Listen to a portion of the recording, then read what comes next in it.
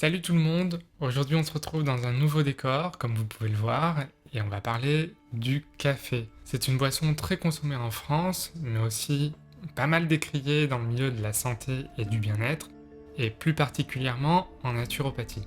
Alors le café est-il bon ou mauvais pour la santé?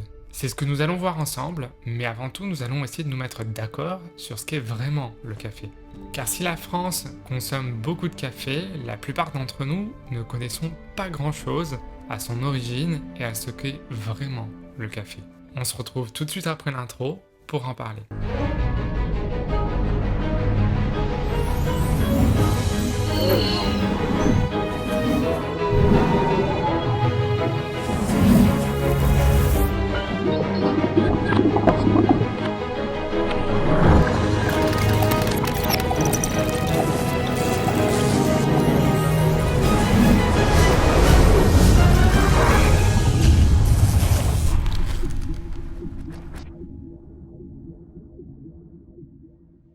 Souvent, après un week-end agréable, il peut être difficile de retourner au travail. Et pour bien démarrer le matin, un bon petit café, voire 2, 3 ou 4 durant la matinée, on se dit que ça aide bien.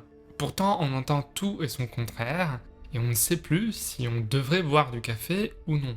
Premier problème, on parle tout le temps du café comme une boisson unique, comme si elle avait toujours plus ou moins le même goût. D'ailleurs, les personnes qui en parlent le mieux sont peut-être celles qui n'aiment pas le café, et quand on leur demande pourquoi elles n'aiment pas, la plupart d'entre elles vont vous répondre « parce que le café, c'est amer ». Donc on va tout reprendre à zéro ensemble, parce qu'avant de savoir si le café c'est bon pour nous ou pas, il faut savoir de quoi on parle. Quand on pense au café, on imagine souvent un grain de café bien marron, ou voire pour certains une poudre à mettre dans un filtre. Bon, il y a aussi les dosettes, mais je suppose que à peu près tout le monde sait ce que ces dosettes contiennent. Sauf qu'avant de devenir ce petit grain tout marron, le café provient d'un arbuste, le caféier, qui produit des fruits qu'on appelle aussi des cerises.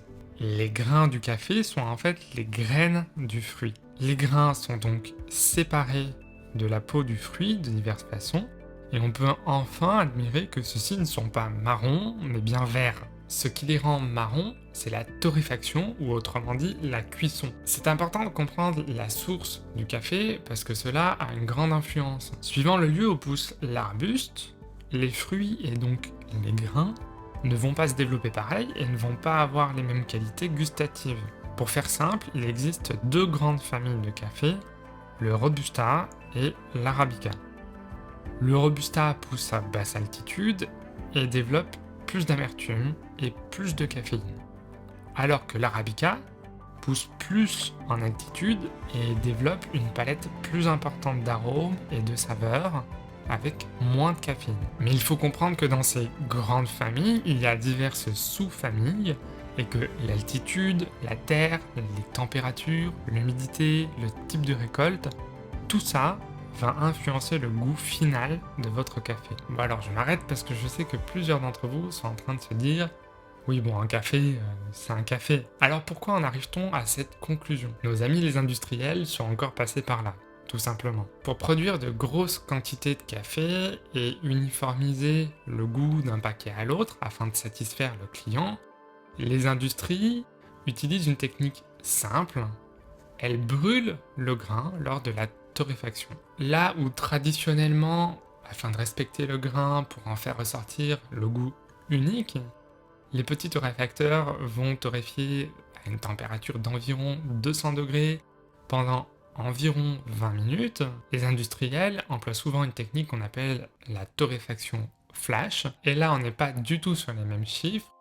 On va torréfier jusqu'à 900 degrés et sur des temps très courts qui peuvent aller à peine 1 minute de torréfaction. Du coup, comme votre café est brûlé d'une tasse à l'autre, d'un paquet à l'autre, votre café a toujours sensiblement le même goût. Le meilleur parallèle pour comprendre comment devrait être abordé le café, c'est de parler du vin. La plupart des gens en France comprennent que d'un cépage à l'autre, d'une année à l'autre, le goût du vin change. Comme nous sommes un pays producteur, nous comprenons bien ce produit. Or, ce n'est pas le cas du café qui ne pousse pas chez nous, et nous sommes donc très éloignés de cette approche du café comme ayant un goût unique et différent en fonction des récoltes, des saisons et des années. Pour se rendre compte de toute la palette gustative que peut offrir un café, il y a un seul moyen, consommer du café de spécialité. Les cafés de spécialité sont sélectionnés pour leur qualité gustative, mais aussi pour leur qualité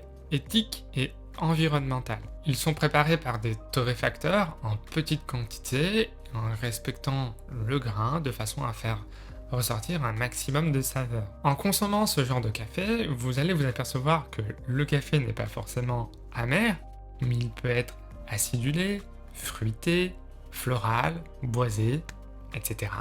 En fait, exactement comme le vin. Pour en apprendre plus sur le café, je vous invite à vous abonner à la chaîne de Rachel Café qui vous parlera bien plus en détail de toutes les subtilités du café. Ces vidéos sont vraiment très pédagogiques et intéressantes, vous allez apprendre plein de choses. Ok, alors maintenant qu'on a vu ce qu'était vraiment le café, on va aborder le côté santé. Boire du café soignerait le cancer, le diabète, les calculs ou encore la cirrhose.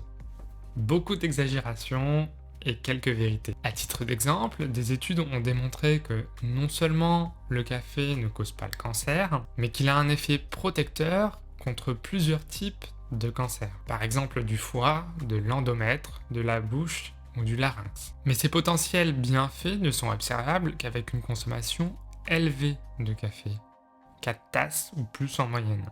Le problème, c'est qu'une consommation élevée de café apporte à son tour son lot d'inconvénients, comme nous allons le voir par la suite. Concernant les avantages réels avec une consommation raisonnable, on peut retrouver la stimulation intellectuelle, la stimulation de la vigilance, la stimulation digestive, mais pas pour tout le monde, cela dépendra de vos capacités digestives, la stimulation de la vésicule biliaire et du transit intestinal, et même de la motricité des spermatozoïdes. En fait, c'est tout l'organisme qui est stimulé, mais par quel procédé exactement? Partons du principe que j'ai un coup de pompe, je bois une tasse de café, que se passe-t-il? La caféine va stimuler les glandes surrénales, des petites glandes posées sur vos reins, qui vont libérer de l'adrénaline comme pour répondre à un stress. C'est ce qui va vous donner cette sensation d'énergie retrouvée. Au fil du temps, cette libération d'hormones de façon excessive va épuiser vos glandes surrénales. Vous allez également libérer une autre hormone du stress, le cortisol. Au final, vos surrénales sont à plat, votre taux de cortisol est en permanence trop élevé, l'aldostérone est aussi trop fabriqué, ce qui occasionne une perte de potassium, et cela fatigue tout votre corps in fine. Pourtant, selon la quantité de caféine que vous absorbez, vous pouvez vraiment observer ce coup de boost. Mais cet effet coup de boost est trompeur, car une fois les effets de la caféine disparus, vous allez en fait être plus fatigué que si vous n'aviez pas bu de café.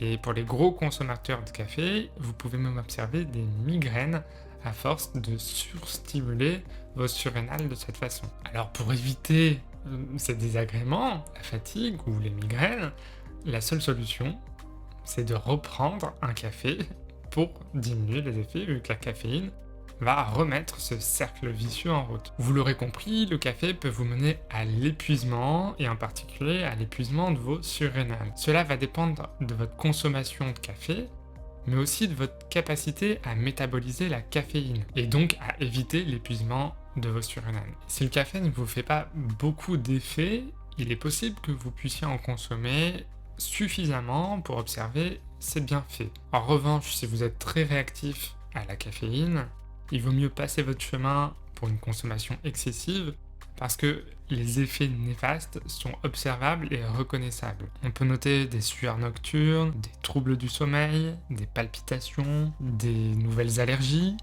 la difficulté de concentration, des troubles de l'humeur et de la mémoire, une addiction au sucre ou au sel, des problèmes thyroïdiens. Mais en dehors de la caféine, en naturopathie, on considère aussi que le café est un acidifiant. Certaines personnes vont donc être plus ou moins impactées en fonction de leur constitution. Si les constitutions ne vous parlent pas, vous pouvez avoir un aperçu de ce que c'est dans ma vidéo où je présente ce qu'est la naturopathie. Je vous mets le lien ici. Mais bannir le café pour cette raison n'est pas raisonnable. Tout un tas d'aliments, de façon isolée, peut être acidifiant. Mais ça n'a pas de sens, on ne va pas consommer que du café. Donc dans le cadre d'une alimentation santé qui vous est propre et qui est adaptée à vos besoins, le café peut tout à fait trouver sa place, comme bien d'autres aliments qui sont décriés dans les milieux de la santé et en naturopathie surtout, j'ai envie de dire. Ce qui fait la différence, c'est la dose et la fréquence. Si vous mangez 3 kilos de carottes par jour, vous allez finir par avoir des problèmes. Et pourtant, les carottes ne sont pas dangereuses pour votre santé. Alors, devrait-on arrêter le café ou non? La réponse est probablement non, mais bon nombre de facteurs doivent être pris en compte pour apporter une réponse plus précise, et notamment le facteur individuel. Chacun ayant un métabolisme différent, il est difficile de dire comment le café va impacter celui-ci de façon individuelle.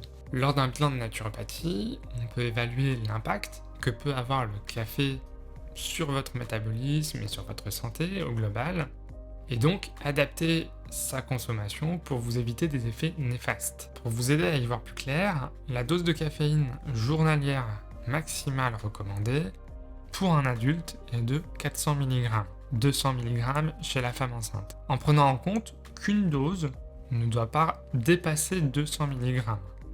Une dose unique correspond à un délai de 2 heures environ. En sachant qu'un expresso représente environ 80 à 100 mg de caféine, alors qu'un café filtre en contiendra environ 150 mg. Contrairement à ce qu'on pourrait penser, plus le temps d'extraction est long et plus il y aura de caféine. Donc si vous aimez le café et souhaitez en consommer tout en vous préservant des effets d'une surconsommation de caféine, privilégiez l'expresso 2 à 3 tasses par jour. Mais comme je l'ai dit, la dose est à individualiser.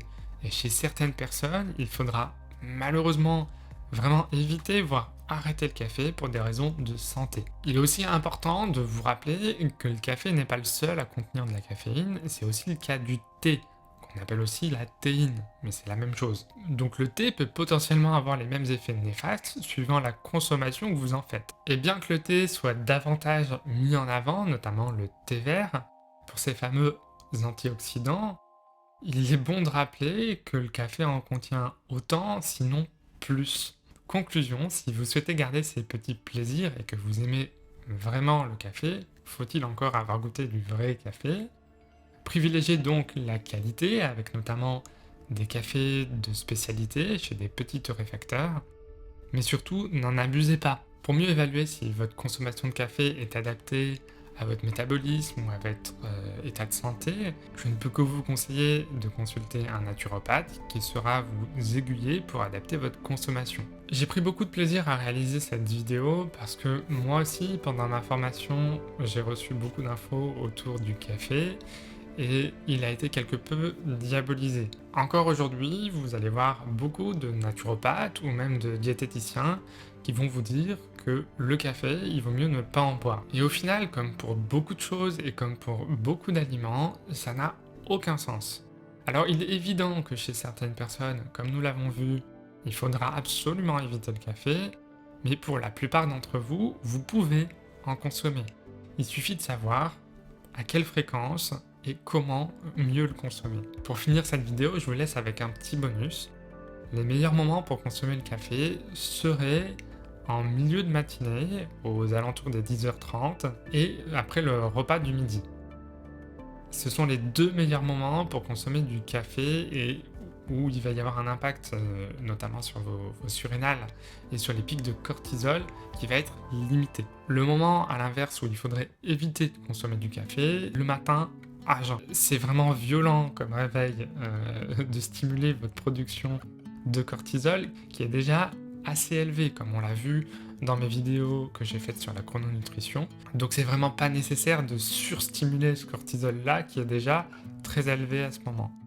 Donc le matin à jeun, évitez le café, dirigez-vous plus vers une tisane ou un substitut au café, enfin une autre boisson qui va éviter de vous surstimuler le matin. Voilà, j'espère que vous avez appris plein de choses dans cette vidéo et que vous aurez un autre regard sur le café. Si ce contenu vous a plu, n'oubliez pas de mettre un petit pouce bleu, de vous abonner si ce n'est pas déjà fait et d'activer la petite cloche afin de ne manquer aucune de mes prochaines vidéos. Je vous laisse et surtout en attendant, n'oubliez pas que vous êtes acteur de votre vie. Ciao.